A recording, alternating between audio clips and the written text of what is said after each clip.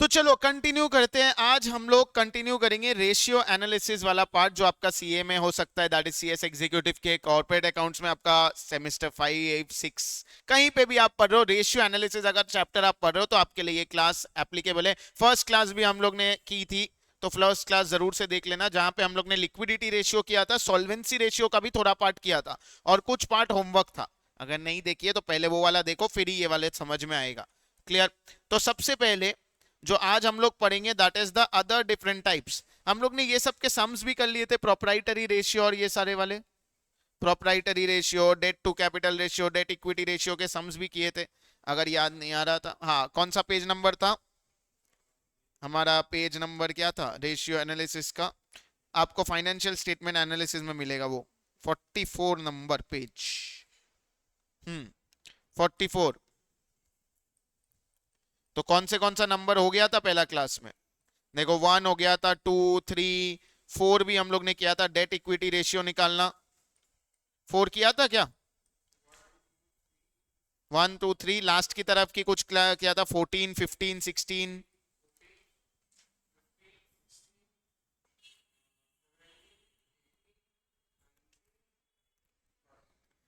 14, 15, 16, 17, 18, 19 ये सारा हो गया था। और स्टार्टिंग में 4 हुआ था, 4 हो गया है। 5 करने का है, 5 हुआ था नहीं। देखो 5 वाला करेंगे थोड़ा ध्यान से, फिर हम लोग नया वाला मेथड पे जाएंगे। डेट टू कैपिटल रेशियो बताया था कितना क्या होता है, याद है क्या? डेट टू कैपिटल रेशियो क्या होता है बताया था? डेट बाय कैपिटल, ठीक है, debt by capital, debt to capital that is total debt by total assets. Capital मतलब जितना पैसा भी आपने लगाया, चाहे कहीं से भी लगाया हो, तो इसका फॉर्मूला क्या है? Total debt by assets. Yes और no? Total debt by assets. Clear? तो कंपनी ए लिस्ट क्या बोला है, illustration number 5, company A lists 40 lakhs in short term liabilities, 70 lakhs in long term liabilities। 40 lakh का शॉर्ट टर्म है, 70 lakhs का long term है। फिर क्या बोला बैलेंस शीट में? तो लाइबिलिटी दोनों दिया हुआ है, तो अगर हम एक टी फॉर्मेट वाले हैं तो लॉन्ग टर्म शॉर्ट टर्म हो गया, यहाँ पे शेयर होल्डर्स फंड होना चाहिए, तो टोटल मिल जाएगा। दिमाग में ये रखना है, टोटल एसेट्स मतलब लाइबिलिटी का टोटल भी काम आएगा। They issue 20 lakhs preferred stock मतलब प्रेफरेंस शेयर्स। एंड यहाँ पे बाकी क्या बोला है? बाकी बोला है 5 लाख इज माइनॉरिटी इंटरेस्ट। एक चैप्टर करेंगे कंसोलिडेशन। माइनॉरिटी इंटरेस्ट मतलब जो छोटे शेयर होल्डर्स है उनका कितना इंटरेस्ट है। होल्डिंग कंपनी, सब्सिडरी कंपनी, ये सब कंपनी लॉ में पढ़ा होगा। तो होल्डिंग कंपनी होता है मेजॉरिटी वाला आदमी, माइनॉरिटी मतलब जो कम लोग है उनका कितना इंटरेस्ट है। तो प्रेफरेंस वाला जो है वो मेजर वाला है, ये वाला छोटा जो शेयर होल्डर्स है उनका है। And around 8 lakh outstanding shares trading at 10 rupees, मतलब 8 लाख और शेयर्स भी है। आपको कैपिटल क्या करना है, कैपिटल टू डेट या डेट टू कैपिटल रेशियो निकालना है। सबसे इंपॉर्टेंट ऐसे टाइप के सम्स में है कि आपको बैलेंस शीट बना लेना है। अगर आप बैलेंस शीट बना पाओगे तो आप ऐसा सम आराम से कर पाओगे। तो सबसे पहले लिखो इलास्ट्रेशन नंबर 5, ठीक है। फिर हमें क्या बनाने का है, बैलेंस शीट। तो फिर हम लोग बनाएंगे बैलेंस शीट। टी फॉर्मेट में बना सकते हो, जरूरी नहीं है कि आपको अभी कंपनी फॉर्मेट में चाहिए। तो यहाँ पे शेयर कैपिटल होता है या शेयर होल्डर्स फंड होता है, उसमें मेरे पास प्रेफरेंस शेयर्स है। अच्छा ये मैं रफ बना रहा हूँ, आपको एग्जाम में फुल बनाना है, मतलब प्रॉपर हेडिंग वेडिंग के साथ, लेकिन टी फॉर्मेट में बना सकते हो। तो प्रेफ हाँ एग्जाम में भी, क्योंकि यहाँ पे तो आपको बैलेंस शीट नहीं मांगा है, हम लोग को सिर्फ टोटल कैलकुलेट करना है इसलिए कर रहे हैं। तो जैसे प्रेफरेंस शेयर्स दे दिया, कितना है 20 lakhs, तो यहाँ 20 lakhs लिखा। माइनॉरिटी इंटरेस्ट 5 lakhs, तो 5 lakhs लिखा। शेयर्स आउटस्टैंडिंग शेयर्स है 8 lakhs। 10 कैसे पता 8 lakhs है? देखो क्या बोला है, 8 लाख आउटस्टैंडिंग ट्रेडिंग एट 10, तो रुपीज 8 लाख बोला है, मतलब 80,000 शेयर है 10 रुपए वाले, ठीक है। और ऐसे भी हम लोग फेस वैल्यू 10 ही लेते हैं, और वैल्यू दे दिया तो वैल्यू बिठाएंगे, ट्रेडिंग कितने में भी हो रहा हो उससे हमें फर्क नहीं पड़ेगा। तो ये हो गया। उसके बाद क्या बोला था, short term long term liability. तो लॉन्ग टर्म लाइबिलिटी या लॉन्ग टर्म बोरोइंग 70 lakhs है, और शॉर्ट टर्म बोरोइंग्स है 40 lakhs आई गेस, कितना था, 40 था ना। हम लोग पेज नंबर 41 पे है, ठीक है, और शॉर्ट टर्म बोरिंग्स है 40 lakhs। तो इससे क्या हमें टोटल मिल जाएगा, 110, 130, 25, 35, 143, 143 lakhs, या बोल सकते हो 1 करोड़ 43 lakhs। 1 करोड़ 43 आ रहा है क्या, 143 आ रहा है, calculator. 70 plus 40 plus 5 plus 8 plus 20, 143। तो इसका मतलब यहां भी 143 है टोटल एसेट्स। बोल सकते हैं क्या, हमारा फॉर्मूला क्या है, हमारा फॉर्मूला याद करके आने का फॉर्मूला, नहीं तो कोई फायदा नहीं है। क्या है फॉर्मूला, तो share holders fund by total assets, नहीं, total debts by total assets, और डेट में लॉन्ग टर्म शॉर्ट टर्म दोनों आएगा। तो क्या हम बोल सकते हैं कि टोटल डेट मतलब ये दो चीज, वो तो शेयर होल्डर फंड का पार्ट है, टोटल डेट मतलब ये दो चीज, यस और नो। तो इसका मतलब मेरा टोटल डेट कितना हुआ, total debt equals to 70 plus 40 that is 110 lakhs। फिर उसके बाद total assets equals to 143 lakhs। Total assets हो गया 143, हाँ कि ना, टोटल एसेट्स हो गया 143। तो अगेन यहां पे अगर हम करें तो हमारा क्या है, debt by assets which is 110 by 143। तो 110 डिवाइडेड बाय 143 इक्वल्स टू 0.7692:1। यही फॉर्मूला है ना इधर, देखो ये लिखा है था ना, total debts by total assets, debt to total capital.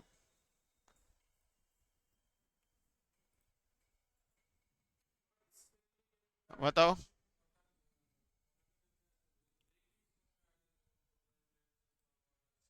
Total assets कैसे निकालोगे, फॉर्मूला में क्या टोटल एसेट्स है, प्रूफ कैसे करोगे टोटल एसेट्स कितना है, काउंटिंग तो दिखानी पड़ेगी ना। तो बैलेंस शीट फॉर्मेट में दिखाओ, क्योंकि you can prove this proves कि ये दोनों इक्वल होता है। तो अगर इधर का मेरे को पता है तो इधर का यही होगा, नहीं तो आप प्रूफ नहीं कर पाते, तो आपको प्रूफ भी करना पड़ेगा। तो आई होप आपने बैलेंस शीट बनाई होगी, ऐसे सॉल्व करने का है, देख लो समझ में आया क्या, कुछ डाउट है और तो पूछो। ये था क्वेश्चन नंबर 5 पेज नंबर 41।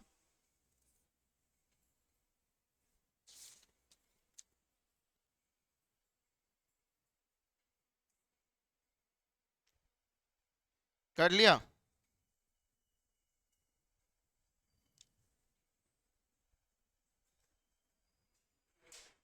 हाँ,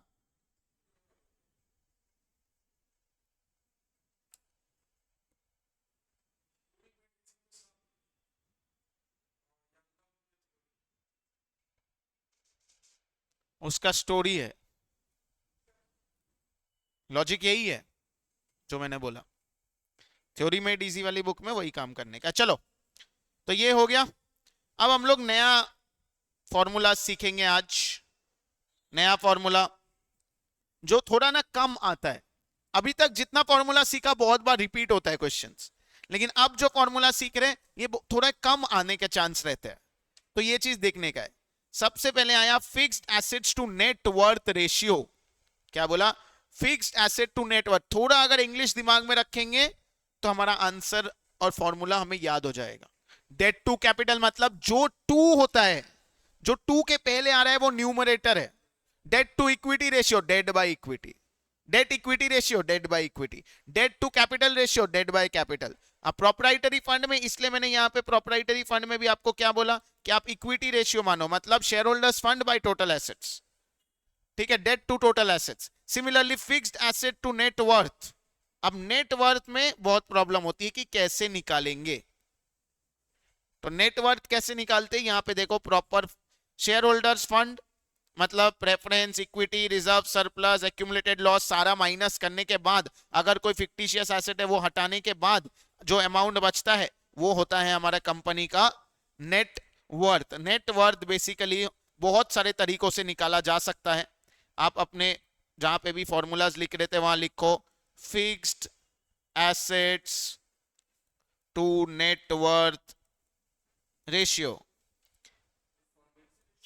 सॉल्वेंसी का ही पार्ट है, अभी सॉल्वेंसी पढ़ रहे, इसके बाद हम लोग पढ़ेंगे प्रॉफिटेबिलिटी, वो टर्नओवर, वो सारी चीजें। ठीक है, अभी हम लोग सॉल्वेंसी ही पढ़ रहे। सॉल्वेंसी का चौथा है ये। पहला पढ़ा था डेट इक्विटी, फिर आपने पढ़ा डेट टू कैपिटल, थर्ड पढ़ा प्रोप्राइटरी, ये फोर्थ है फिक्स्ड एसेट्स टू नेटवर्थ। अब फिक्स्ड एसेट्स क्या होता है उसको पीपीई बोलते हैं। प्लीज उसको लेके क्वेश्चन नहीं करेंगे कि सर फिक्स्ड एसेट क्या है, आई होप उतना आपको पता है। ठीक है, नेटवर्थ पे बात करते हैं। नेटवर्थ ना बेसिकली बहुत सारे तरीकों से निकाला जाता है। एक को बोला जाता है लाइबिलिटी साइड मेथड। अगर आपको liability side they they, for example जैसे हम लोग को अभी दे दिया था share holders fund, current, non current, सारा चीज लाइबिलिटी साइड में। अगर आपको याद हो, शेयर होल्डर्स फंड में होता है share capital, reserves and surplus, फिर आता है नॉन करेंट लाइबिलिटी, फिर आता है करेंट लाइबिलिटी। इसके अंदर क्या होता है वो सारी चीज आप शेड्यूल 3 में पढ़ते हो, वो दिमाग अभी लगाने की जरूरत नहीं, यहाँ का हमको कोई काम नहीं है। बट अगर मान लो ये फिगर्स दिए हुए, शेयर कैपिटल में प्रेफरेंस भी आता है, इक्विटी भी आता है, दोनों चीज आती है, प्रेफरेंस भी इक्विटी भी। रिजर्व्स एंड सरप्लस में जितने भी रिजर्व है, PL account, general reserve, CRR, जितने सारे रिजर्व्स है वो आते हैं। अब इसमें कभी कभार क्या होता है, पीएल अकाउंट का डेबिट बैलेंस होता है तो हमको हटाना पड़ता है, ऐसा कोई भी चीज हो तो वो हमको हटाना पड़ता है, तो वो सारी चीज यहाँ पे होती है। नाउ द पॉइंट इज क्या चीज ध्यान रखनी है, ध्यान ये रखनी है कि हमको निकालना है नेट वर्थ।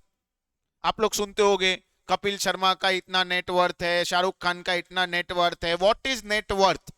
नेट वर्थ मतलब अगर मैं आपका बैलेंस शीट का टोटल देखूं, चाहे वो टोटल एसेट्स हो या टोटल लाइबिलिटी हो, दोनों सेम होता है।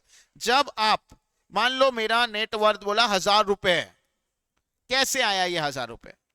जब मैं अगर मैं अपना बैलेंस शीट बनाऊं तो मेरा सारा खर्चा, या खर्चा इन द सेंस मेरा share holder, share current liability, non current liability सब मिला के अगर यहां 100 आ रहा है या 1100 आ रहा है, उसमें से बाहर वाले का वैल्यू हटा दो।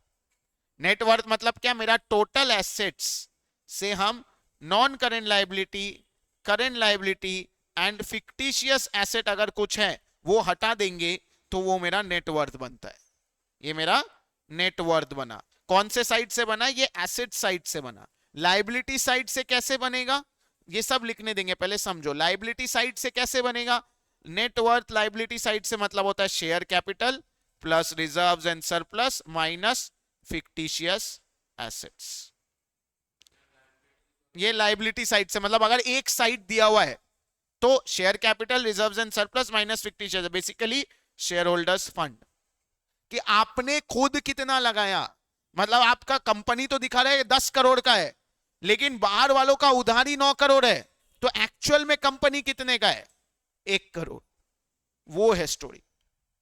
तो ये समझना है, इतना डिटेल में समझोगे तो आपको क्लैरिटी आएगी। आप कोई भी सम कर सकते हो, किसी भी लेवल पे सुन रहे हो तो फर्क नहीं पड़ता कि आप कौन से लेवल पे सुन रहे हो। अगर रेशियो एनालिसिस है इसी तरीके से करने का, नेटवर्थ निकाल। और ये सिर्फ रेशियो एनालिसिस नहीं, वैल्यूएशन ऑफ गुडविल बोल के होता है, वहां काम आता है। जहां जहां आपको नेटवर्थ निकालने बोलेगा वहां वहां ये चीज चाहिए। 2 मेथड से मैंने बता दिया, क्योंकि कोई एक साइड तो आपको देगा क्वेश्चन में। ऐसे थोड़ी बोलेगा अपने मन से निकाल लो, लेट नेटवर्थ भी एक्स, ऐसे नहीं होता। कोई एक साइड देगा, या एसेट साइड देगा या लाइबिलिटी साइड देगा, और टोटल दे दिया तो टोटल अगर दे दिया तो कैसे निकालेंगे? अगर टोटल लाइबिलिटी दिया तो non current liability, current liability. क्योंकि अगर याद हो ये तो मेरा टोटल डेट है ना, तो हम क्या बोल रहे हैं कि तुम्हारे कंपनी में जितना भी कुछ है उसमें से उधार वाला बात दे दो। आपको मैंने बोला मैं 15,000 आपको सैलरी दूंगा, लेट्स अज्यूम 15,000 सैलरी दूंगा, लेकिन आने जाने का अगर आपको मेरे से सर्विस लेनी है, मतलब मेरे पूल कार में आना है, तो 5,000 रुपए कट जाएंगे उसके। लंच अगर आप नहीं ला रहे हो, खाना आपको हमारे कैफेटेरिया में खाना है, 2,000 रुपए कट जाएंगे उसके। तो एक्चुअल में हाथ में कितना मिल रहा है? 8,000 रुपए। तो 8,000 is the net worth of that job, क्योंकि आपको तो मिल ही नहीं रहा है ना, वो तो कट ही जा रहा है।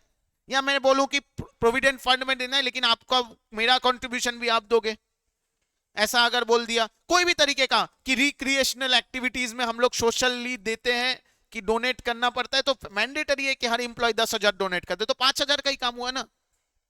नेटवर्थ मतलब एक्चुअली कितना वैल्यू ऐड हो रहा है, चाहे आप इसको यूट्यूब पे देख रहे हो बाद में देख रहे हो, तो पॉइंट इज अगर यूट्यूब पे देख रहे हो तो फ्री में देख रहे हो तो नेटवर्थ ऐड हो रहा है, बाद में भी देख रहे हो तो जो प्राइस है उससे तो ज्यादा ही बेनिफिट हो रहा है कि हमको ये कॉन्सेप्ट समझ में आ रही है, बचपन में किया है।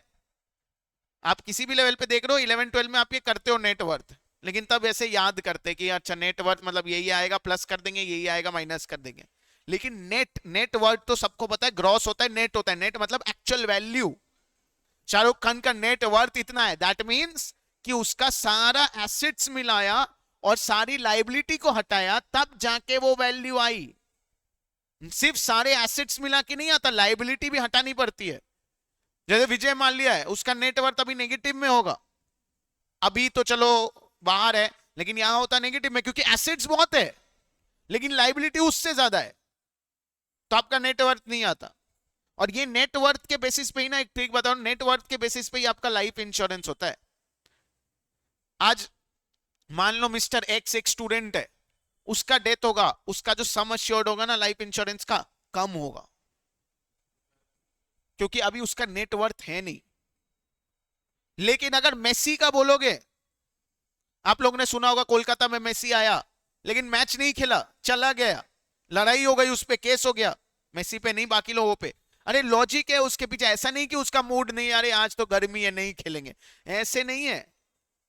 वो जिससे अपना पैर का इंश्योरेंस, जिस पैर से खेलता है उसका अलग इंश्योरेंस कराया हुआ है कि कोई भी स्टेडियम में तुम जाके अपने मन से खेल नहीं सकते, तुमको पहले अप्रूवल लेना पड़ेगा इंश्योरेंस कंपनी से, क्योंकि उसका पैर का नेटवर्थ हमारे कोलकाता के नेटवर्थ से भी ज्यादा हो सकता है।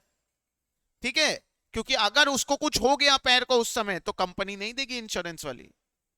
ऐसा क्या है सर, उसके पास पैसा कम है क्या? अरे बहुत सारे क्लॉजेस के अगेंस्ट चला जाएगा वो, बहुत सारी डील्स उसके हाथ से चली जाएगी, तो आप अपने मन से नहीं कर सकते। तो नेटवर्थ की वैल्यू भी ऐसे ही डिसाइड होती है कि सारा करने के बाद, और जितना वैल्यू बढ़ेगी उतना आपका भी वैल्यू बढ़ेगा। जितना नेटवर्थ बढ़ेगा, देखोगे किसी का लाइफ इंश्योरेंस 1 करोड़ का है कि आदमी मर गया तो 1 करोड़ मिलेगा, लोग उसको मार भी देते हैं कि भाई 1 करोड़ तो मिले। किसी का 10,000 का है, क्या ही मारेंगे, जितना खर्चा होगा मारने में उतने में तो वैल्यू ही नहीं आएगा।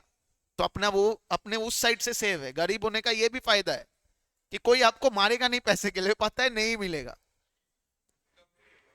हाँ, तो तारक मेहता में बोला था, अगर सुना हो तो, कि नट्टू काका को एक दिन चोरों ने पकड़ा और मारा भी। मतलब पकड़ चोर लूट के तो भाग जाता है आदमी, मारा क्यों? मतलब पर्स में से 5 रुपए निकला तो मारा भी, फिर की क्या ही फायदा है।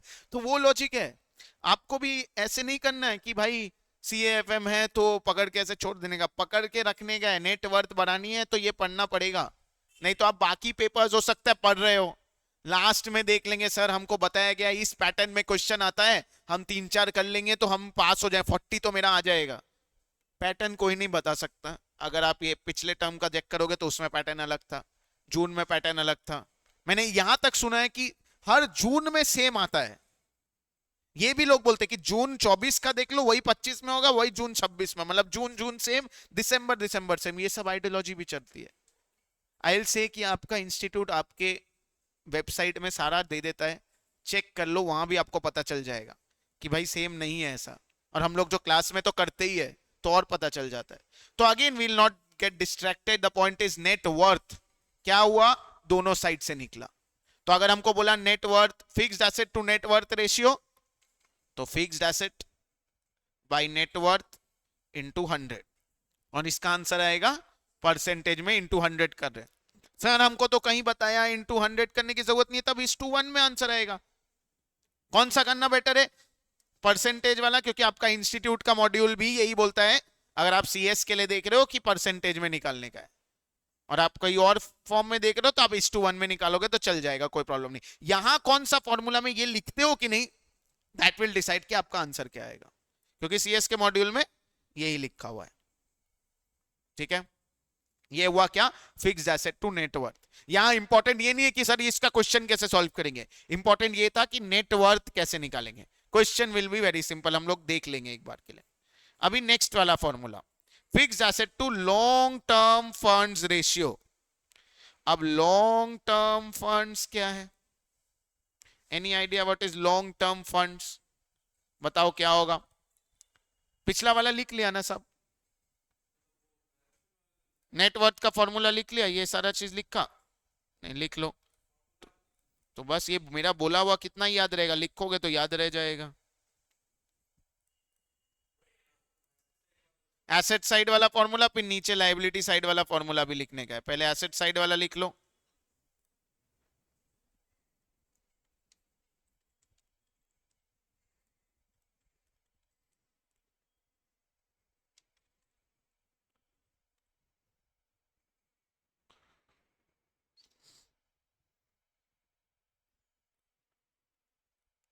Ratio analysis one of the easiest chapter, नाम में आंसर है, बट बच्चों को फॉर्मूला याद करने का इतना वो रहता है कि नाम देखना ही भूल जाते हैं। ये एक फॉर्मूला याद करना मतलब समझना था, और एक ये फॉर्मूला समझना था। कभी भी अकाउंट्स में याद करने जाओगे, मैथ्स में याद करने जाओगे तो फंस जाओगे।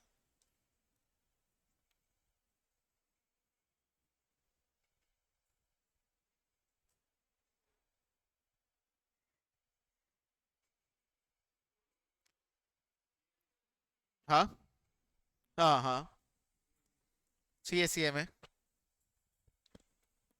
क्यों नंबर काउंट कर लिया क्या? क्या?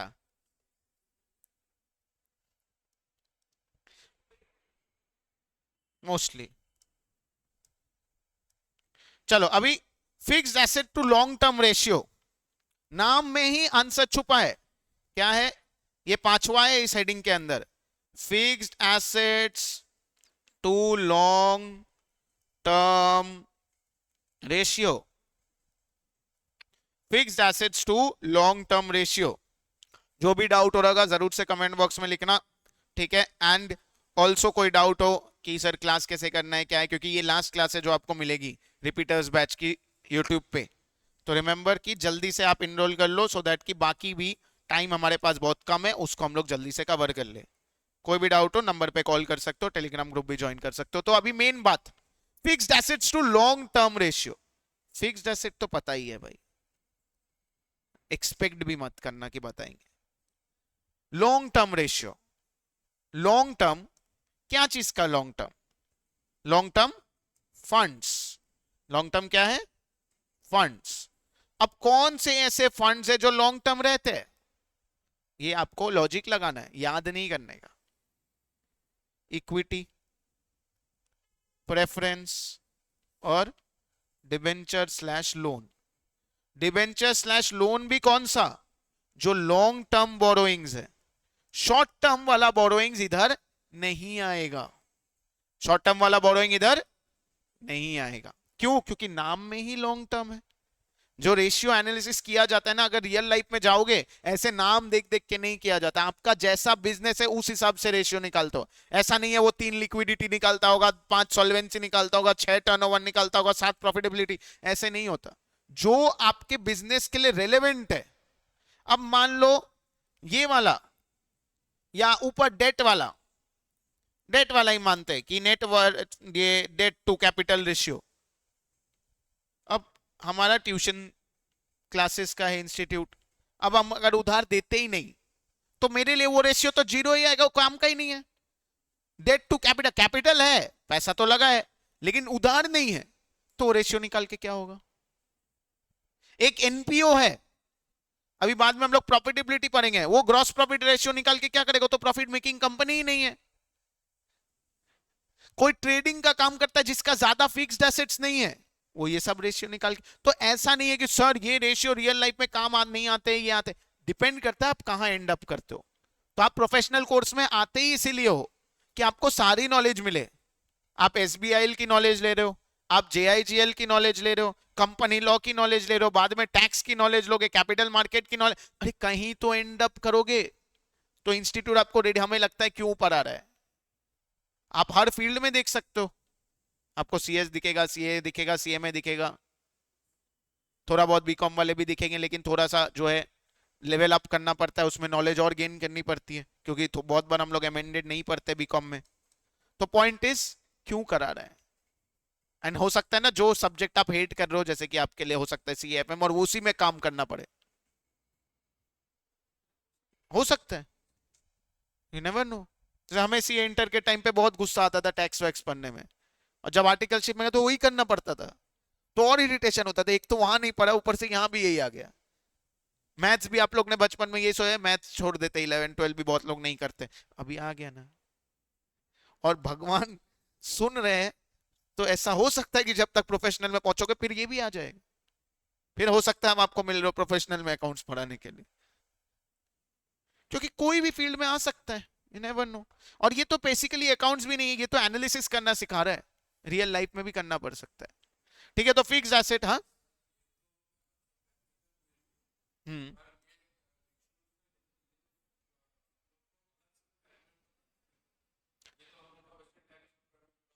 सॉफ्टवेयर में सब कुछ आता है, लेकिन इंटरप्रेट तो करना पड़ेगा। सॉफ्टवेयर एक स्टैंडर्ड, जैसे हम लोग बोले करंट रेशियो होना चाहिए 2:1 ideally, that is for some business. हो सकता है कहीं पे 1:1 होना चाहिए, कहीं पे हो सकता है 5:1 होना चाहिए, तो अकॉर्डिंग टू बिजनेस चेंज होगा। बहुत लोग बोलते हैं एआई आ गया सर सब कैंसिल हुए, बहुत सारा आंसर तो एआई भी सही नहीं देता है, चैट जीपीटी करो, जेमिनाई करो, नहीं देता है। I can not see the pic, it is not clear, ये है कि, और हर किसी का केस अलग है।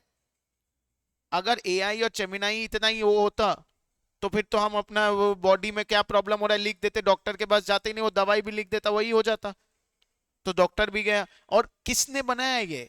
ह्यूमन ने बनाया है। कभी भी ह्यूमन ऐसा कोई चीज बनाएगा ही नहीं जिससे वो रिप्लेस हो जाए। लॉजिकली सोचो, आप सीए, सीएस, सीएमए, बीकॉम कुछ भी कर रहे हो, कभी भी आपका इंस्टीट्यूट ऐसा कोई अमेंडमेंट पास करेगा जिससे सीएस वाले ही बाहर हो गए, मतलब ऐसा अमेंडमेंट आया कि आप सब एआई कर देगा, सीएस का कोई काम, तो इंस्टीट्यूट क्या करेगा? हर साल बजट भी आता है, पिछला साल का आदमी टैक्स पढ़ के रेडी करता है कि हाँ नॉर्मल ले मैन जो है कि हाँ अब मेरे को समझ में आ गया, ये स्लैब है, ऐसे ऐसे हम पे करेंगे। नेक्स्ट ईयर स्लैब ही चेंज हो जाता है, फिर उसको सीए के पास जाना पड़ता है। ठीक है, तो सिमिलरली विद लॉ, मान लो मेरा कंपनी है, मैंने कंपनी लॉ पूरा अच्छे से रट लिया, लेकिन मुझे आता नहीं है, मतलब मेरे पास डिग्री नहीं है, तो मैं रट लिया, मैंने समझ लिया कि अच्छा मेरा कंपनी में ये चीज फॉलो करने का है, अमेंडमेंट्स आ गए, तो हम जो पढ़े हमको तो वापस सीएस के पास जाना पड़ेगा।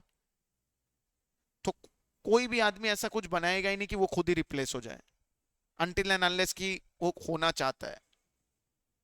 समझ में आया? आज जितना भी आपको फ्री क्लासेस ये वो बात बोल के मिले, बट एक्चुअल क्लासरूम में और भी एक्स्ट्रा सम सॉल्व होते हैं, और भी पढ़ाई होती है, और हर टीचर कराता है। ऐसा मैं वो एक्स वाई जेड नहीं, हर कोई कराता है, क्योंकि ऑब्वियसली सब कोई उस रेस में ही है, तो इंडिविजुअली ऑब्वियसली कराएगा तो स्टूडेंट का बेनिफिट है। आज आप रैंक लाओगे, आप मार्क्स लाओगे, उसका बेनिफिट है ही कि सर हम सर से पढ़ के लेके आए, हमें नहीं पोस्टर देना पड़ेगा, आप खुद बोलोगे कि हम सर से लाए, 10 लोगों को बोलोगे। बट टेक्निकली इंडिविजुअली क्लास में भी तो होगा, जब आप 1 to 1 कनेक्ट करो मेरे से, डाउट्स भी सॉल्व हो रहे होंगे, तो वो तो यूट्यूब पे डायरेक्ट नहीं हो पाएंगे। कितनी बार यूट्यूब पे हम कमेंट पे डाउट सॉल्व करेंगे, और कितनी बार हम लोग ऐसे कर पाएंगे? तो दैट इज द फैक्ट। तो ऐसा रियल लाइफ में ये सारी चीज यूज होती है, जितना भी सॉफ्टवेयर आपको दे दे। सॉफ्टवेयर आपको बता सकता है कि इतना वैल्यू होना चाहिए, बट चेक आपको करना ही पड़ता है, कि सॉफ्टवेयर में भी एरर हो सकता है। अगर कोई एंट्री आपने गलत दे दी हो फिक्स्ड एसेट में, तो पूरा गड़बड़ हो जाएगा। कोई एंट्री अगर कोई लोन है जो मैच्योर होने वाला है, आपने डेटा नहीं डाला ठीक से, तो वो मैच्योरिटी लेगा ही नहीं, तो वो शॉर्ट टर्म में कन्वर्ट ही नहीं हुआ, वो लॉन्ग टर्म में ही रह गया, प्रॉब्लम हो सकती है।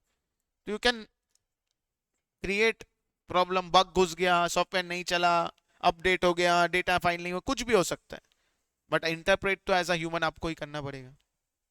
ठीक है, चलो, तो fix asset to long term debts या लॉन्ग टर्म फंड्स रेशियो क्या बोलता है कि इसमें लॉन्ग टर्म बोरोइंग्स भी आएगा, और कैपिटल का वो कंपोनेंट जो लॉन्ग टर्म है, ऑब्वियसली इक्विटी लास्ट में दिया जाता है, प्रेफरेंस शेयर इक्विटी से जस्ट पहले।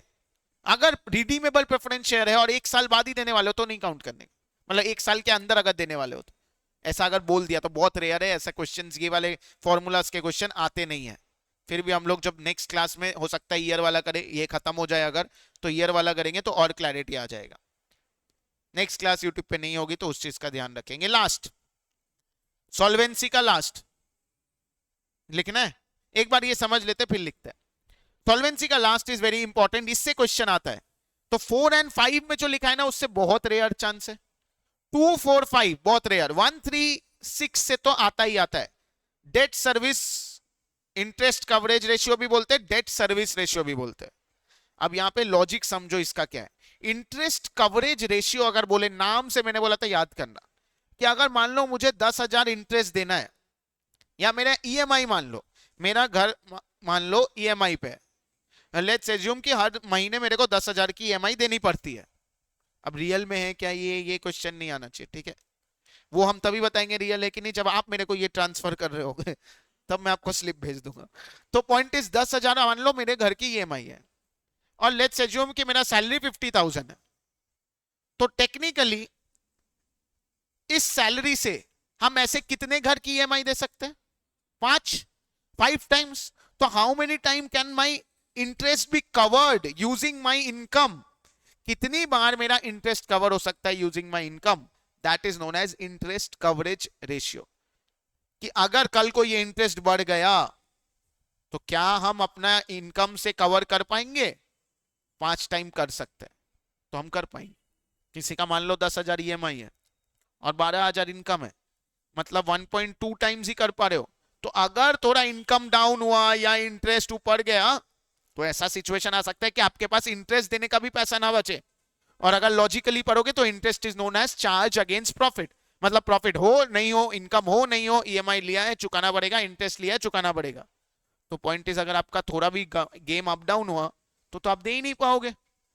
एकदम हैंड टू माउथ चल रहे हो कि सर 40 एम कर लिया, 40 का मार्क्स आ जाएगा, अब 45 सॉल्व करके 40, अरे 40 का एक इधर आया तो खत्म 6 महीना।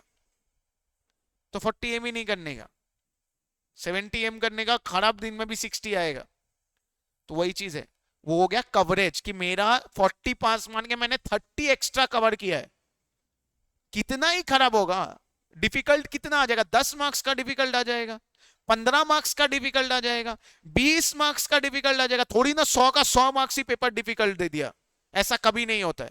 10 15 एक क्वेश्चन, 2 क्वेश्चन, 3 क्वेश्चन डिफिकल्ट आया तो 40 मार्क्स तो फिर भी आ गए, 70 में से 20 गए, 50 आ गए, फिर भी तो कवरेज ज्यादा थी। इसलिए मैं बोलता हूं जो करके जाओ इतना अच्छे से करके जाओ कि फुल कवर्ड। हम 100 मार्क्स नहीं 80 मार्क्स करके गए, लेकिन 80 इतना अच्छे से करके गए कि 70 तो ले ही आएंगे कवरेज। लेकिन सब कुछ थोड़ा थोड़ा कवर किया और लक खराब होती ही है कि जो नहीं कवर किया जिस चैप्टर का, उस चैप्टर का वही वाला सेक्शन आया तो क्या करोगे? कवरेज कम है। तो इंटरेस्ट कवरेज रेशियो या डेट को सर्विस, मतलब डेट को देने का रेशियो क्या बोलता है कि भाई कितना तुम्हारा इनकम है। इनकम कैसे पता चलेगा? Earnings before interest and tax, ये तो एक्चुअल इनकम है, उसके बाद हम इंटरेस्ट देते हैं। तो अगर एक्चुअल इनकम 12,000 है और इंटरेस्ट आप 10,000 दे रहे हो तो रेशियो आएगा 1:2। इसमें जितना हाइयर हो उतना बेटर है। अगर 1 से नीचे तो एडवर्स सिचुएशन है कि किसी दिन भी मांगने वाले आके आपको जाएंगे बोल के कुछ कुछ अच्छा अच्छा, ठीक है। क्यों? क्योंकि पैसे ही नहीं दे पा रहे हो और कंपनी कभी भी बंद हो सकता है अल्टीमेटली। तो ये सारा चीज देखना पड़ता है। अच्छा यहां पे याद रखना, इंटरेस्ट चार्जेस मतलब जो फिक्स्ड इंटरेस्ट वाला चार्ज है कि जो देना ही पड़ेगा। डिविडेंड नहीं बोला है क्योंकि डिविडेंड में आपके पास ऑप्शन होता है, वो एप्रोप्रिएशन ऑफ प्रॉफिट है। प्रॉफिट हुआ तो देंगे, चाहे प्रेफरेंस हो चाहे इक्विटी हो। क्यूमुलेटिव होगा प्रेफरेंस तो जुड़ता रहेगा, लेकिन देना मैंडेटरी नहीं है। लेकिन इंटरेस्ट तो लीगली है, तो आप तो लीगल केस में पड़ जाओगे कि इंटरेस्ट ही नहीं दे। जैसे ईएमआई, ईएमआई में तो देना पड़ेगा ना, ऑप्शन थोड़ी ना है। नहीं दोगे तो फोन आ जाएगा आपका ईएमआई पेंडिंग है, मैसेज आएगा, 50 बार फाइन लगेगा, क्रेडिट स्कोर गिरेगा, बहुत चीज हो सकती है। तो आपको ईएमआई उतनी ही दी जाती है। जैसे अभी बहुत सारा ऐप आ गया बोलता है कि फ्री में लोन ले लो, इतना % लोन, लेकिन आपको जो परसेंटेज में या जो अमाउंट मिलेगा, जस्ट अ सेकेंड, चलो तो क्या होगा, मैंने क्या बोला कि अगर आप लोन लेने जाओगे आपको जो इंटरेस्ट रेट जो अमाउंट देगा वो कम होगा कंपेयर टू जो मेरे को देगा। मेरे को जो देगा वो कम होगा कंपेयर टू मुकेश अंबानी को देगा। हम लोग सोचते हैं इतना करोड़ का लोन लेके कैसे भाग गया, अरे उसका नेटवर्थ था उस समय, नेटवर्थ भी ऊपर निकाला, उसकी इतनी अर्निंग्स थी कि वो इंटरेस्ट चुका सके। हो सकता है 5 टाइम्स अर्निंग चल रही थी तब कि कंपनी सोचा कि डूब भी जाएगा तो कितना डूबेगा, 1 गुना 2 गुना 3 गुना, फिर भी तो 2 गुना है, तो निकालना पड़ता है। और फिक्स्ड इंटरेस्ट अर्निंग्स ही मतलब फिक्स चार्ज ही लिया जाता है, अगर अनटिल एंड अनलेस की क्वेश्चन बोल दे कि भाई फ्लोटिंग वाला भी ले लो। फिक्स्ड एंड फ्लोटिंग अगेन आप कंपनी लॉ में पढ़ते हो, डेट चार्जेस ये सब में पढ़ते हो ना। चलो ठीक है, देखो थोड़ा बहुत पता है आपने को। Fixed asset to long term funds हो गया, लिखने देंगे। फिर क्या आया, इंटरेस्ट, इंटरेस्ट कवरेज रेशियो या फिर डेब्ट service ratio. Formula very simple, EBIT earnings before interest and tax divided by interest. Answer times में आएगा ना। व्हाट इज टाइम्स, की कितना गुना, कितना टाइम्स आप पैसा चुका पाओगे। क्लियर है क्या? चलो अभी पहले ऊपर वाला लिखेंगे फिर नीचे वाला लिखेंगे।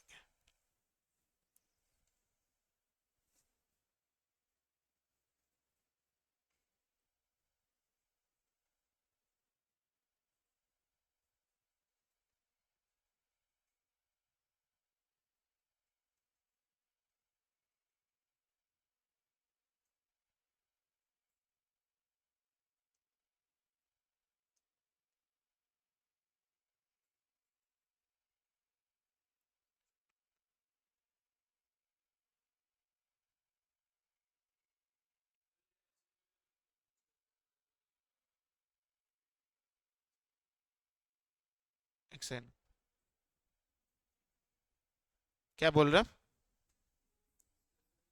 हाँ हाँ, ब्रेक फिक्स्ड एसेट के नीचे ना। हाँ ब्रेकअप करके लिखो, नहीं तो आपको पता नहीं चलेगा एग्जाम में, और प्रैक्टिस में भी कि क्या आता है उसके अंदर।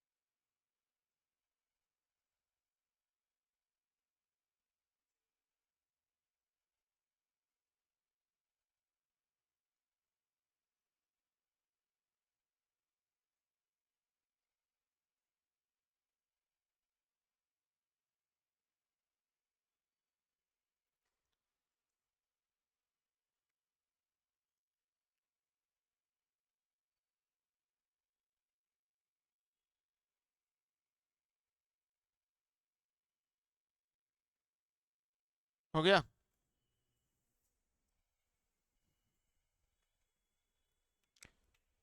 चलो अब आगे, ये सारा सॉल्वेंसी वाला खत्म। ठीक है, अभी देखो इंटरेस्ट कवरेज रेशियो दिया है, पहले वो सॉल्व करते हैं। 6 नंबर क्वेश्चन पढ़ो, 6 नंबर क्या बोल रहा है, पेज नंबर 41 है I guess.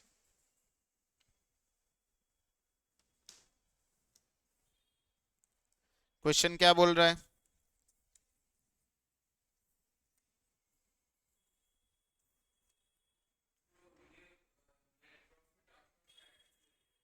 Hmm,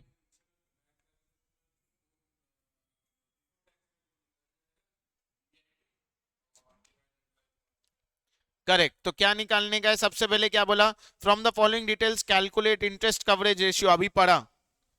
net profit after tax 60,000, 15% long term debt 10 lakh, tax rate 40%। Net profit after tax दिया है, यहां पे बच्चे गलती करते हैं, देखते नहीं है, लगता है यही है, ये PAT है, हमें जाना है EBIT या PBIT बोल सकते हो, profit before interest and tax, earnings before interest and tax. तो वो कैसे जाएंगे? अगर याद हो ऐसा किया था, sales minus variable cost, contribution minus fixed cost. तो यहां पे क्या आया, EBIT माइनस इंटरेस्ट ये आएगा ईबीटी माइनस टैक्स, ये सारी चीज हम लोग ने क्लास में की है। फिर ये टैक्स आ गया इधर, तो ये हो गया पैट। तो हमको जो फिगर दिया हुआ है वो ये वाला दिया है, लेकिन हमको चाहिए ये वाला फिगर, मतलब प्रॉफिट आफ्टर टैक्स दिया हुआ है। इसका मतलब इधर से इंटरेस्ट भी निकाल दिया है, टैक्स भी निकाल दिया, लेकिन हमको चाहिए ये दो फिगर, क्योंकि इंटरेस्ट भी चाहिए और ईबीआईटी भी चाहिए। कैसे निकालेंगे? 15% ऑफ 10 lakhs, इंटरेस्ट इज 1,50,000, तो यहां हम लिखेंगे 1,50,000। ठीक है, प्रॉफिट आफ्टर टैक्स इज 60,000, मतलब यहां आया 60,000। अब ये 40% का है, अगर आप 60,000 में प्लस 40 कर दोगे तो गलत हो जाएगा। लॉजिकली समझो कि अगर ईबीटी 100 था, उसमें से 40 निकला है, तो ये 60 बचा है। आपको 100 निकालने की कोशिश करनी है। ठीक है, कैसे निकालेंगे? 60,000 इंटू 100/60। क्यों? क्योंकि 60 बचा है, आप उसका 40% मत निकालना। ईबीटी का 40% मतलब अर्निंग्स बिफोर टैक्स का 40% माइनस होता है टैक्स में। ये माइनस होके आया है, मतलब ये 60% आया है, तो एक्चुअल में 1 लाख है। तो 1 लाख का 40% माइनस हुआ है, तो ये आया। अभी कॉपी मत करना, 1 लाख का 40। अगर आप ये नहीं करते, आप बोलते कि सर इसका ले लेते हैं, तो ये पता है क्या आ जाता? अगर आप इसका 40% लेते, जो गलती मैक्सिमम करते हैं, तो यहां आता 24,000, क्योंकि 60 का 24,000 है, हाँ कि ना? और यहां आता 84,000। क्या 84,000 का 40% 24,000 है? Answer is no. 84,000 का 40% तो 32,000 समथिंग है। कितना है? 32, 8,400, 84,000 इंटू 20%, सॉरी 40%, 33,600। तो वो तो माइनस नहीं हो रहा। तो इसलिए याद रखना है, जो फिगर आया है वो क्या है? माइनस होके आया है, मतलब दैट इज 60%। तो हमको यह निकालने का, विच इज 1 लाख। अब 1 लाख का 40% इज 60, तो देखो मैच हो गया। अब यहां पे देखो 1 लाख बोला है, ये इंटरेस्ट तो 1.5 लाख माइनस हुआ है। अगेन रिवर्स कैलकुलेशन, मतलब यहां पे आएगा। तो आपको ये नहीं बनाना है, आपको ये बनाना है।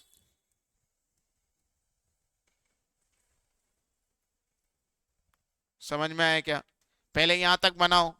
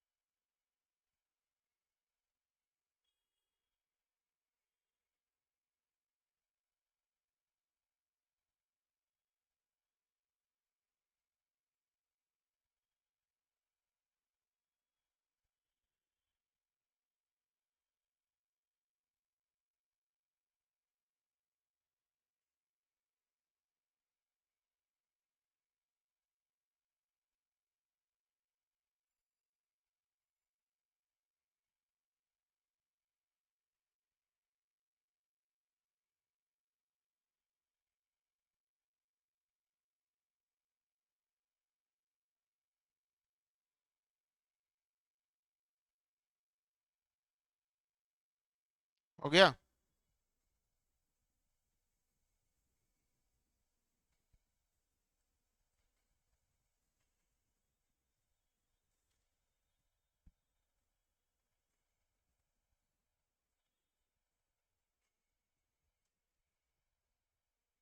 तो इंटरेस्ट कवरेज रेशियो कितना आया?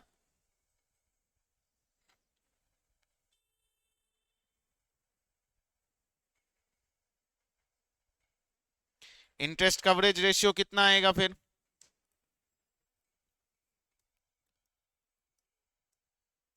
Interest coverage ratio equals to, क्या बोला था? ईबीआईटी बाई इंटरेस्ट, तो EBIT आया 2,50,000, इंटरेस्ट आया 1,50,000, which is 25 divided by 15, 1.667।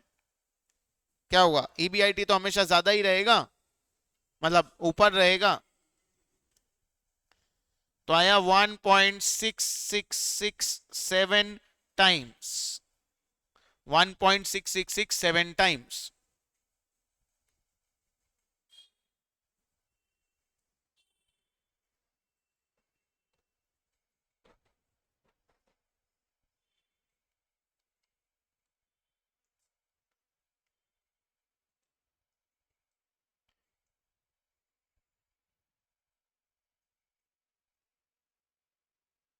Clear है क्या?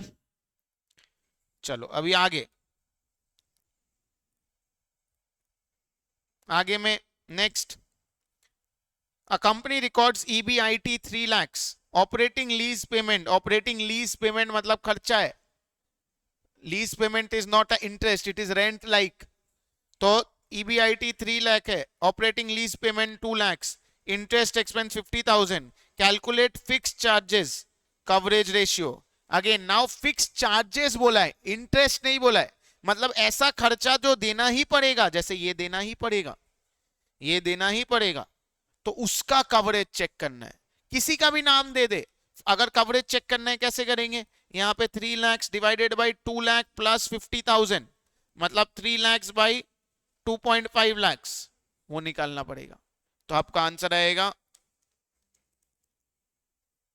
1.2 आई गेस, 1.2 टाइम्स। तो कैसे पता चलेगा सर कौन सा फॉर्मूला बोल रहा है? ये जो नीचे के फॉर्मूलाज है ऐसे ही घुमा सकता है। फिक्स चार्जेस कवरेज मतलब आपकी जो इनकम है वो फिक्स चार्जेस को कितना कवर कर रही है। अगेन आई रिपीट, आपकी जो इनकम है वो फिक्स चार्जेस को कितना कवर कर रही है, वो चेक करने का काम ये करता है।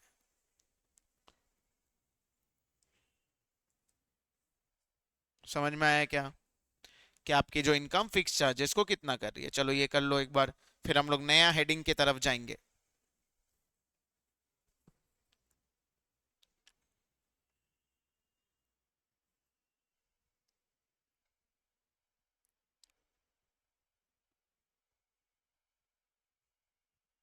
डन?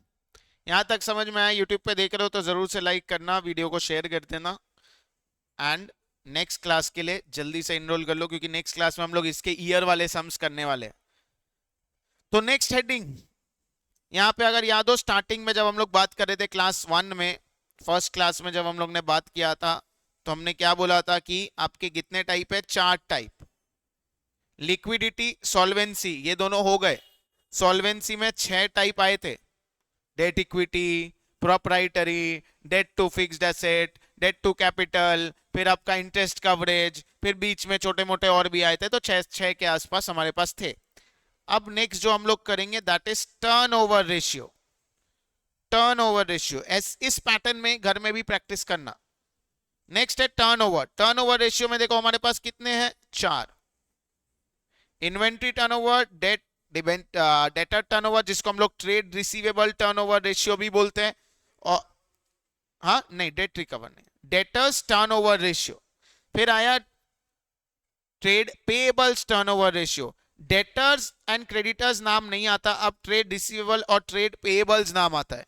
ट्रेड रिसीवेबल का मतलब क्या है? जिसमें डेटर है और बिल्स रिसीवेबल भी है। ट्रेड पेएबल्स का मतलब है जिसमें क्रेडिटर्स है और बिल्स पेएबल भी है। ये दो चीज आती है। पहले सिर्फ डेटर क्रेडिटर आता था, अभी बिल्स रिसीवेबल और बिल्स पेएबल भी ऐड हुए, क्योंकि वो भी तो उसी से आता है। फिर क्या? Asset turnover, inventory turnover. एक और मैं आपको कराऊंगा, वर्किंग कैपिटल टर्नओवर रेशियो। ये थोड़ा सा कॉम्प्लेक्स है, ये हम लोग एक्स्ट्रा बाद में करेंगे। आज हम लोग पहले इन 4 पे फोकस करेंगे। ज्यादातर क्वेश्चन इन 4 से ही आते हैं, और ज्यादातर बोलूं तो मैं 3 सबसे इंपॉर्टेंट है, that is inventory turnover, debtor turnover, creditor turnover. बाकी बात पे बिलीव करने का ही नहीं। ईयर वाला देखेंगे, आप भी देख सकते हो, अगर आप अभी तक रजिस्टर्ड नहीं हो तो देखोगे तो आपको खुद समझ में आएगा कि किससे आया है किससे नहीं आया। अभी आप लोग इस लेवल पे हो कि आप लोग चेक कर सकते हो। तो सबसे पहले आया inventory turnover ratio. Inventory turnover ratio क्या करता है कि ये बताता है, सब समय याद रखना, ये जितने भी टर्नओवर रेशियो इन सब के आंसर टाइम्स में आएंगे, कितनी बार, क्या बताता है। अगर ये समझ जाओगे फॉर्मूला आप अपने आप समझ जाओगे कि मेरा जो इन्वेंट्री, इन्वेंट्री मतलब पता है स्टॉक जो है, वो कितनी बार हम रोटेट कर सकते हैं एक साइकिल में। मतलब सर फॉर्मूला है कॉस्ट ऑफ गुड सोल्ड, मतलब सामान बनाने का खर्चा, जो आपने बेचा है सामान उसका खर्चा, और इन्वेंट्री। तो क्या दिखा रहा है ये, indicates the times the inventory has been converted into sales. मतलब कॉस्ट ऑफ गुड सोल्ड मतलब क्या, कितना हमने सामान बनाया, और इन्वेंट्री मतलब सामान, तो जितना बेचा है कितनी टाइम्स इन्वेंट्री बेची। फॉर एग्जांपल मैंने सामान जो बेचा उसका कॉस्ट था 10 लाख, और मेरे पास 2 लाख या मान लो 5 लाख का सामान पड़ा हुआ है। इसका मतलब मेरे पास जितना सामान पड़ा हुआ है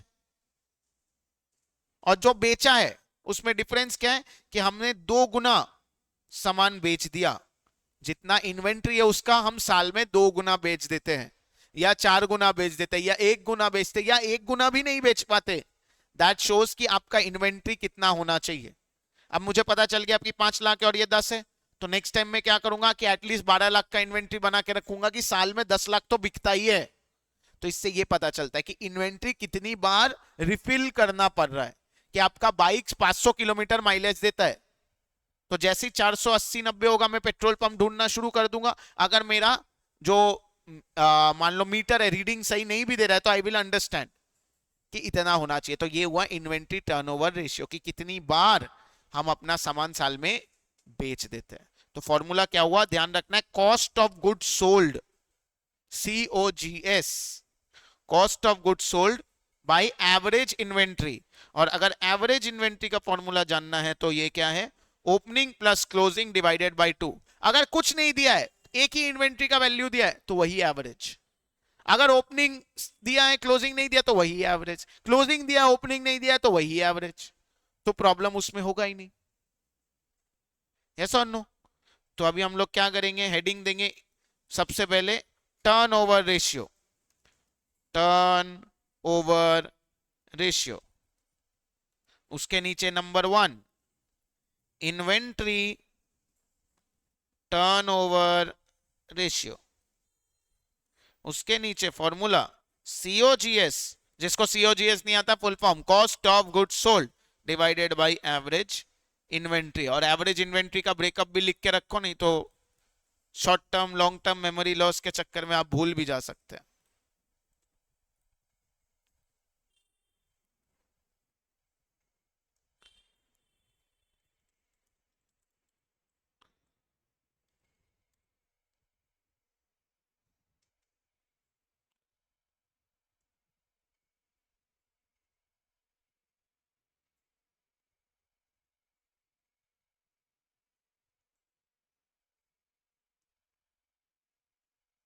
लिखा? एवरेज इन्वेंट्री का ब्रेकअप लिखा? अच्छा, अब कॉस्ट ऑफ गुड्स सोल्ड, जैसे आपने वो निकाला था नेटवर्थ, वैसे कॉस्ट ऑफ गुड्स सोल्ड भी तो निकालना पड़ेगा। कॉस्ट ऑफ गुड्स सोल्ड कैसे निकालेंगे? अगर मैं सिंपल फॉर्मूला की बात करूं तो कॉस्ट ऑफ गुड्स सोल्ड का फॉर्मूला क्या होगा, नाम से समझो, कॉस्ट ऑफ गुड्स सोल्ड मतलब खर्चा वो सामान का जो आपने बेचा है। Opening inventory plus purchase plus direct expense minus closing inventory. Generally ये फॉर्मूला से आपका काम हो जाएगा।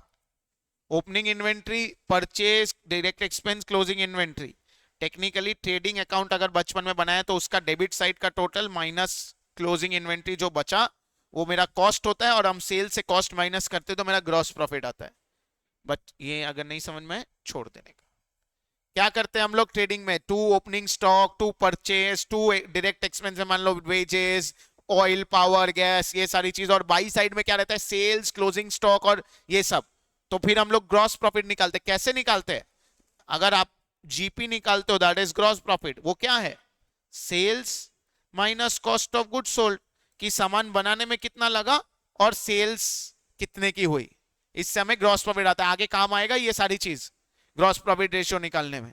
फिर जो ग्रॉस प्रॉफिट होता है उससे हम हटा देते हैं कॉस्ट ऑफ सेल्स, मतलब selling and distribution expense, admin expense, जो इनडायरेक्ट खर्चे हैं, तो हमको नेट प्रॉफिट मिल जाता है। वो अभी उतना दूर मत जाओ, स्टेप बाय स्टेप आराम से जाएंगे, कोई टेंशन नहीं लेने का। लेकिन ग्रॉस प्रॉफिट समझ जाओ कि सेल्स माइनस सीओजीएस जो आप ट्रेडिंग अकाउंट में करते हो। क्लियर है क्या? ये समझ में आया क्या? ये हुआ मेरा। हाँ, जीपी वाला लिखना है, लिखो, आगे काम आएगा। जीपी में ही तो आके पढ़ रहे हो, तो जीपी वाला तो लिखना ही है।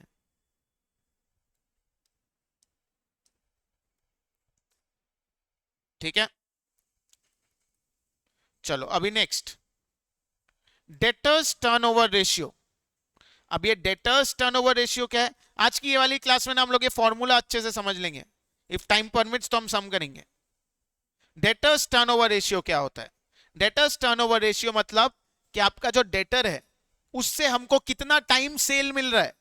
अगेन 50,000 सेल हुआ और 10,000 का डेटर है, मतलब 50,000 में से 10,000 डेटर रहता है, इसका मतलब 4 टाइम्स हम कैश मिल जाता है और एक टाइम का पैसा आगे बढ़ता रहता है।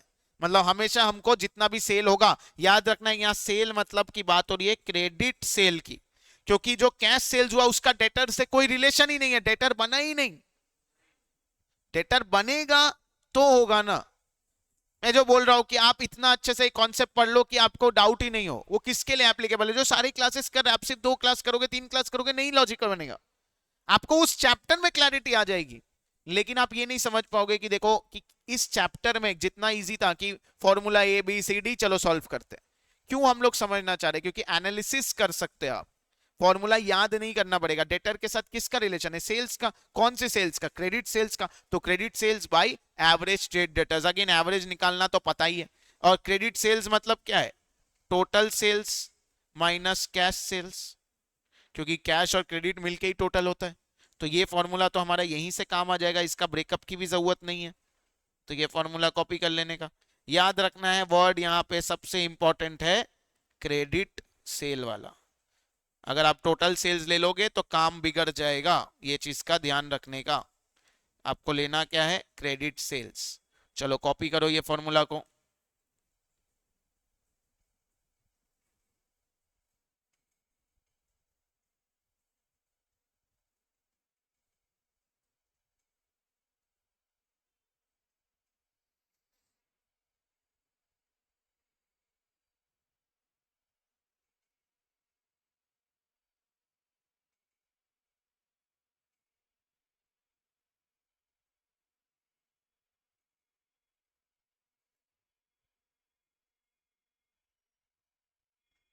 आया क्या?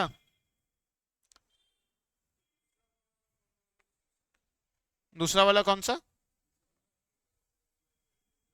वो एजम्पशन पे है कि सारे सेल्स क्रेडिट ही होंगे।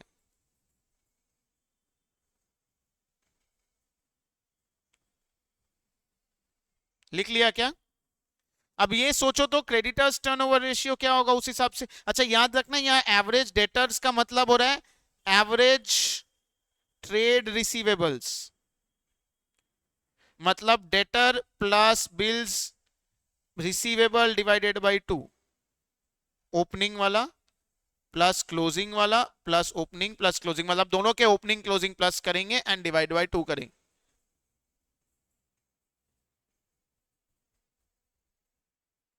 हुआ?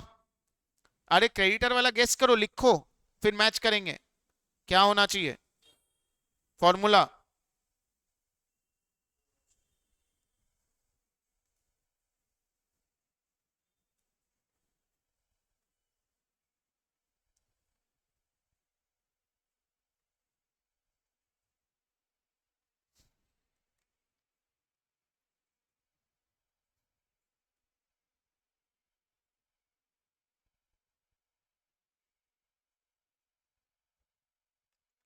तो क्रेडिटर वाला क्या होगा?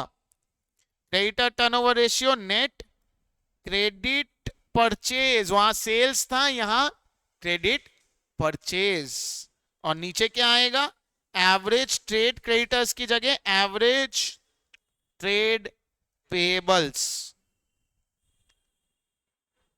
क्रेडिटर्स की जगह ट्रेड पेबल्स। पुराने जमाने में ये चलता था क्योंकि तब टी फॉर्मेट में होता था। शेड्यूल 3 में ट्रेड रिसीवेबल लिखते हो, ट्रेड पेबल लिखते हो, क्रेडिटर डेटर लिखते ही नहीं हो। तो आप बैलेंस शीट से फिगर लाओगे कैसे? फिर तो नोट से लाओगे, और नोट से लाओगे तो यूजर को बताओगे कैसे? फिर बोलना पड़ेगा रेफर टू दिस। उतना यूजर के पास टाइम नहीं है, वो आपको पैसा दे रहा है, उसको आपको सब प्लेट पे देना पड़ेगा। जैसे एग्जाम में भी वो आपको डिग्री दे रहा है तो आपको प्लेट पे देने का है, वो नहीं खोजने वाला। ठीक है, अभी आपको जैसे हम प्लेट पे सारा दे रहे हैं वही चीज है। आप थोड़ी ना खोजोगे बैठ के, अरे सर कौन इतना दिमाग लगाएगा। तो क्रेडिट टर्नओवर या बिल्स रिसीवेबल या ट्रेड पेएबल्स टर्नओवर रेशियो क्या बता रहा है? ट्रेड पेएबल्स टर्नओवर रेशियो कि आप जितना परचेस कर रहे हो उसमें से उधार का कंटिन्यू क्या चल रहा है, मतलब एक साइकिल में कितना परसेंट टाइम्स में आता है आंसर, कितना टाइम्स जो है उधार का काम हो रहा है। मतलब अगर आपने परचेस किया 50,000 का, अगर 25,000 क्रेडिटर है मतलब 2 टाइम्स, तो जितना आप परचेस कर रहे हो उसका मतलब, या जितना क्रेडिटर है उसका 2 टाइम्स आप परचेस कर रहे हो, मतलब आपका क्रेडिटर आपको कितना टाइम्स दे रहा है ड्यूरिंग द ईयर। ठीक है, या फिर आप उल्टा वे में सोचोगे तो ये सोचो कि आपने जितना परचेस किया उसमें से पैसा कितना दे दिया। तो यहाँ पे उल्टा वे में क्या, times sundry creditors have been paid during the year. और ये वाला जो फॉर्मूला पूछ रहे थे ये टोटल सेल्स तब लेते हैं एज्यूमिंग की कैश सेल्स है ही नहीं, कुछ दिया ही नहीं है, डेटा ही नहीं है हमारे पास क्रेडिट का, क्लोजिंग, ओपनिंग, कोई भी चीज का। अगर मैं आपको बताया ही नहीं बाइफरकेट करके कि क्रेडिट कितना है कैश कितना है, तो आप टोटल सेल्स को ही क्रेडिट मान लोगे, बस वही चीज वहां पे बोला है। सिमिलरली यहाँ पे अगर नहीं बताया टोटल क्रेडिट परचेस कितना और ये कितना है, तो आप टोटल को ही वो मान लोगे, हाँ एज्यूम कर लेंगे। क्लियर? उसके बाद आता है एसेट टर्नओवर रेशियो। अब एसेट टर्नओवर रेशियो के अंदर ही देखो वो वाला पार्ट है, इसके अंदर खुद का 5 फॉर्मूला है। पहले के 3 जो हम लोग ने किए, डेटर्स जिसको trade receivable, trade payables, inventory, वो तो है ही, इसके अंदर 5 है। तो इसको आज की क्लास में हम लोग नहीं करेंगे, इस वीडियो में तो नहीं करेंगे क्योंकि फिर बहुत ज्यादा हो जाएगा। अब हम लोग ना जो पहले के 3 पढ़े हैं उसके सम्स देखते हैं कि कैसा आता है। जैसे कि सबसे पहले ये दिखेगा inventory turnover ratio, question number 8, 1 से लेके 7 तक सारा हो गया था। फॉर्मूला का पेज अलग ही रखो वहां पे लिखने का, ठीक है, फॉर्मूला ट्राई करो अलग पेज में करने का। हाँ हाँ हो जाएगा, थोड़ा और रखोगे तो चलेगा, कोई प्रॉब्लम नहीं है। तो सबसे पहले हम लोग 8 नंबर क्वेश्चन पे आएंगे। 8 नंबर,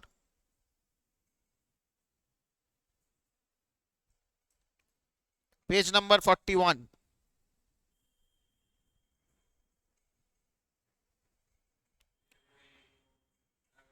8, 9, 10 करेंगे।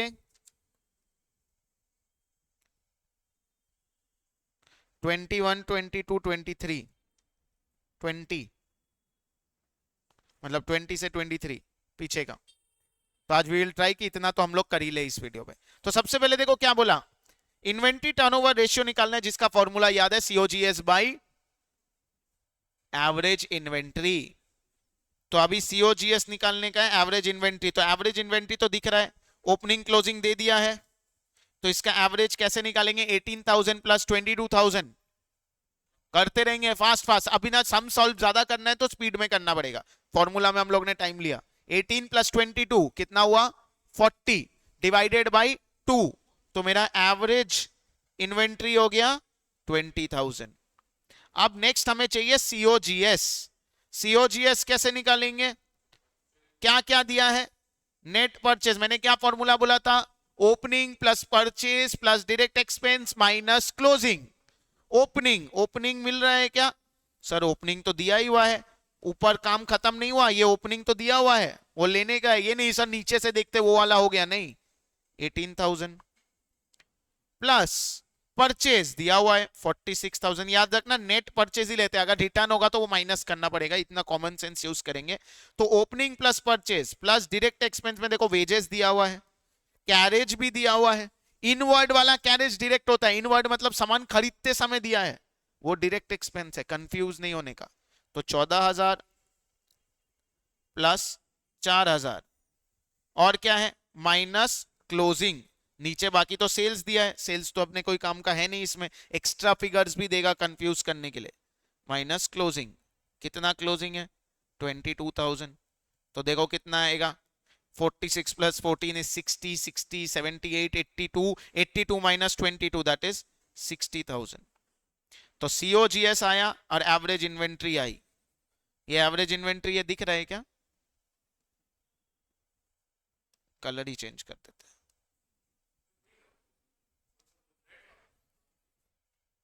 और ये है सीओजीएस। वैल्यू निकालो, इसको कॉपी करो।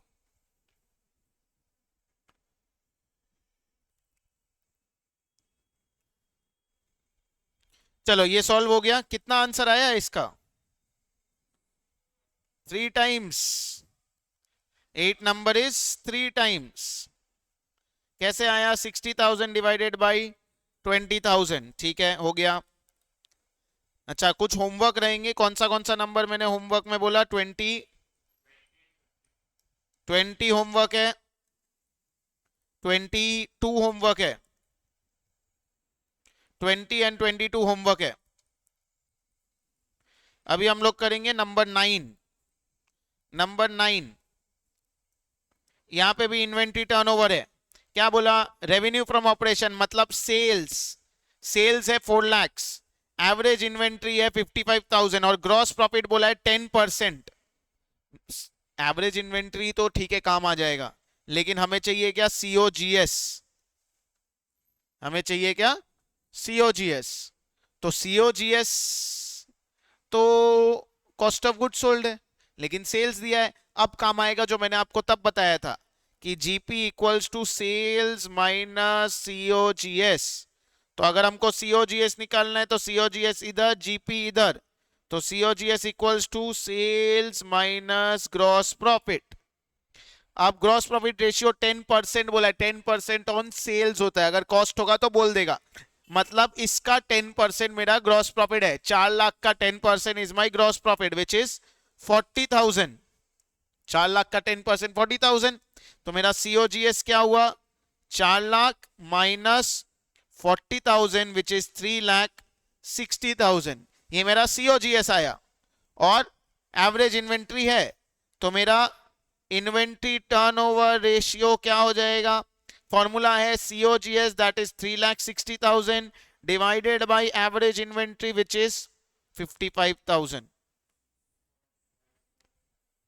6.5455 होगा शायद, 55 टाइम्स। 4 डेसिमल प्लेस तक लिखने का। तो देखो सॉल्व हो गया। जितना कम डेटा देगा उतना थोड़ा हेडेक बढ़ जाएगा।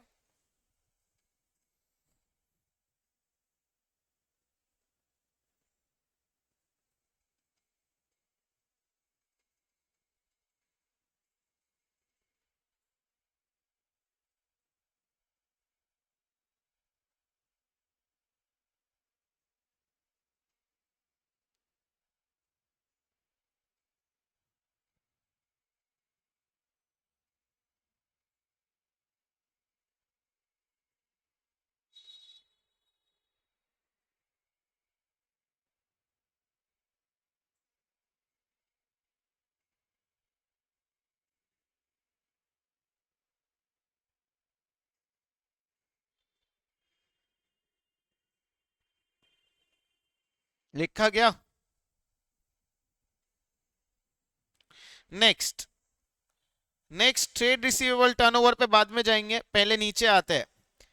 नीचे देखो 23 नंबर या 21 पहले कर लेते, इन्वेंट्री टर्नओवर खत्म करते।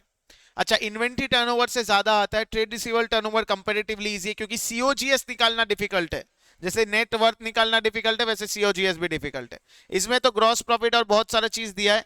हम लोग पहले 23 कर लेते हैं। चलो 23 नंबर, 23 में क्या करना है? Calculate the inventory turnover ratio if the inventory in the beginning, inventory at the end, मतलब opening inventory, closing inventory, sales दे दिया, सेल्स रिटर्न दे दिया, परचेज दे दिया।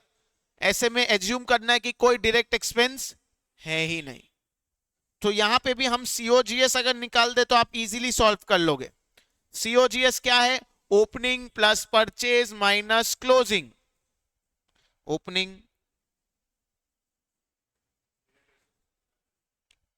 परचेज क्लोजिंग,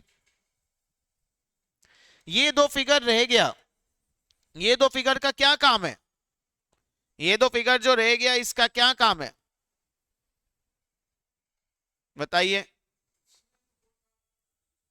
हाँ, टेक्निकली सेल्स का कोई काम नहीं है, सेल्स का कोई काम नहीं है, तो ऐसे आपको एक्स्ट्रा फिगर देगा कंफ्यूज करने के लिए, लेकिन कोई काम नहीं है। समझ में आया? ये चीज का ध्यान रखने का है। तो एक्स्ट्रा फिगर देगा बोल के यूज करना ये जरूरी नहीं है, तो सीओजीएस इजीली निकलेगा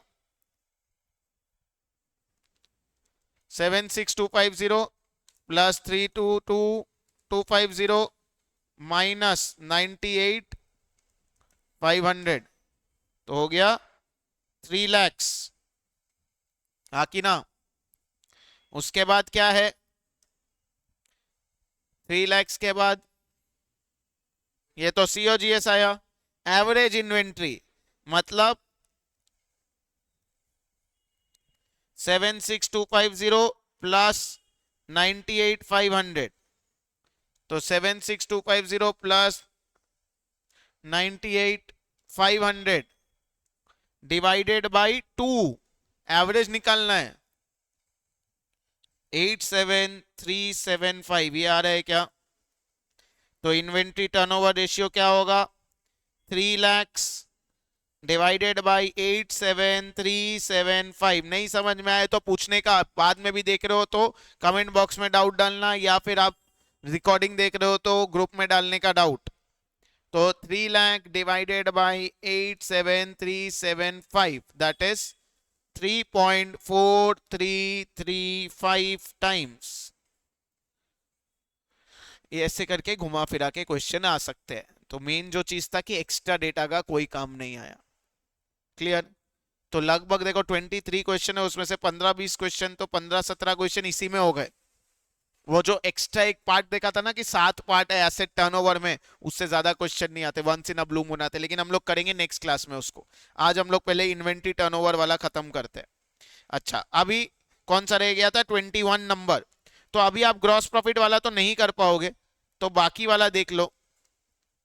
बाकी सबसे पहले इन्वेंट्री टर्नओवर क्या क्या दिया हुआ है, रिसीवेबल टर्नओवर भी निकालना है, रेवेन्यू फ्रॉम ऑपरेशन मतलब सेल्स दिया है, सीओजीएस दिया है, sales COGS, inventory at the end, inventory at the beginning, तो सीओजीएस दिया हुआ है, तो ये तो ऐसे ही निकाल लेंगे, तो ये आपका होमवर्क हो गया। अब trade receivable turnover ratio formula क्या था? Trade receivable turnover ratio formula था net credit sales by trade receivables. इसलिए मैंने नाम तब वहां बताया था, क्योंकि इंस्टीट्यूट आपको मॉड्यूल में दिखता है डेटर्स टर्नओवर, क्रेडिटर्स टर्नओवर बोल के, लेकिन एग्जाम में पूछता है trade receivable turnover, trade payables बोल के, और आप सोचोगे ऐसा तो किया ही नहीं, ये तो आउट ऑफ सिलेबस है, ये तो चीटिंग है, ऐसे नहीं होना चाहिए। वही चीज है, ठीक है, सिर्फ नाम जो एक्चुअल है वो बता दिया, इसलिए क्लास में ध्यान से सुनने का है। बहुत सारी चीज ऐसे मिलेगी जो मॉड्यूल में नहीं है, तो सीएफएम लास्ट में ऐसे नहीं होगा। क्लियर? तो सेल्स हो गया, सीओजीएस हो गया, तो इससे आप इन्वेंट्री तो होमवर्क में निकाल ले रहे हो। ट्रेड रिसीवेबल क्या बोला? Credit sales by average trade receivables, कुछ नहीं बोला है, एक ही ट्रेड रिसीवेबल्स दिया है तो इसी को एवरेज मानेंगे। अब नेट क्रेडिट सेल्स बोलता है, यहां पे क्रेडिट और कैश का कुछ बोला नहीं है, मतलब यही सेल्स मेरे काम आ जाएगा। तो मेरा 3 lakh divided by 32,000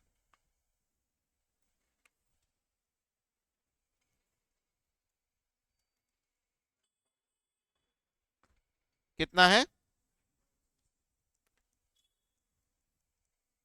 9.375 times, 9.375 times. Clear है क्या? चेक करो।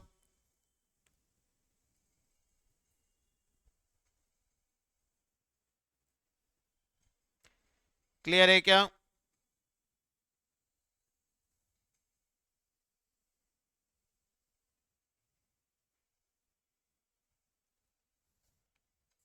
अब नेक्स्ट ये वाला हो गया हमारा, एक होमवर्क है, कॉपी करने का है।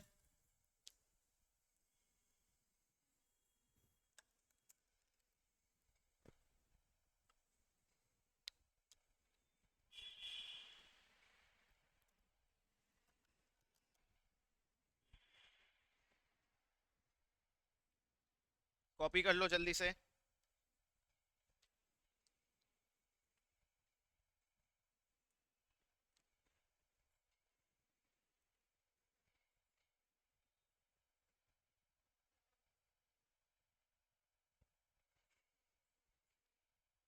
डन, चलो अभी फास्ट फास्ट।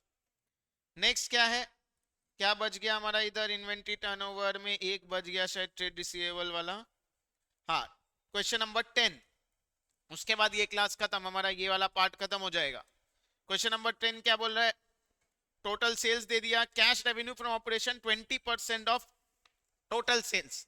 कैश है 20%, तो क्रेडिट कितना होगा 80%। तो 4 लाख का 80% मतलब 3,20,000, और इसका एवरेज कितना होगा 80,000। एकदम एमसीक्यू टाइप का समय ये सब, और ये आता भी है। ट्रेड रिसीवेबल टर्नओवर रेशियो क्या हो जाएगा 3,20,000, that is credit sales divided by 80 which is 4 times. बस क्लियर, खत्म, टाटा बाय बाय। चेक करो, जितना शार्प क्लैरिटी रखोगे उतना बेटर रहेगा।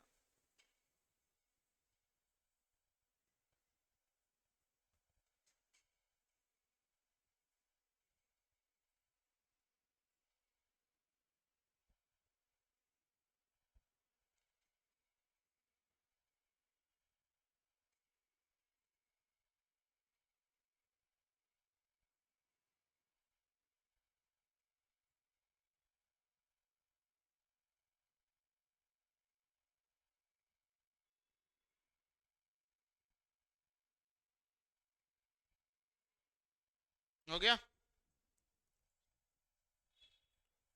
तो ये था आपका जो बचा हुआ हमारा सॉल्वेंसी था और आपका टर्नओवर रेशियो का main part.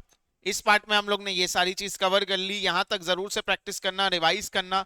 Next class YouTube पे नहीं होने वाली, तो नेक्स्ट क्लास में ध्यान रखना है कि जल्दी से एनरोलमेंट करा के आ जाओ। नेक्स्ट क्लास में हम लोग बाकी के फॉर्मूलाज एंड ईयर्स का भी करने वाले, तो लगभग 2 से 3 क्लास और लगेगी हमें। 2 क्लास तो मिनिमम लगेगी, जिसमें एक में ईयर्स के क्वेश्चन होंगे एंड दूसरा आपका जो बाकी पेंडिंग है वो सारी चीज कवर करेंगे। लगभग अगर मैं बुक से देखूं तो स्टार्टिंग के 10 सम हो गए एंड पीछे से आप 14 से हो गया, मतलब 5-6 सम है जो प्रॉफिटेबिलिटी के हैं, वो मेनली हम लोग करेंगे, और बाकी तो ईयर वाले होंगे तो सब रिवाइज हो ही जाएगा। तो नेक्स्ट क्लास में मिलते हैं। यहां तक अच्छा लगा तो जरूर से लाइक करना, वीडियो को शेयर करना, एंड याद रखना कि बाद की क्लास आपको लाइव आके करनी है, रिकॉर्डिंग करनी है। फेस आप लाइव एट होम किसी भी फॉर्म में कर सकते हो, लेकिन यूट्यूब पे नहीं होने वाली। तो बाकी कोई भी बाकी क्लासेस के लिए प्लेलिस्ट बनी हुई है, जरूर से देख लेना। नेक्स्ट वीडियो में मिलते हैं, till then take care, bye bye, and don't forget to subscribe the channel.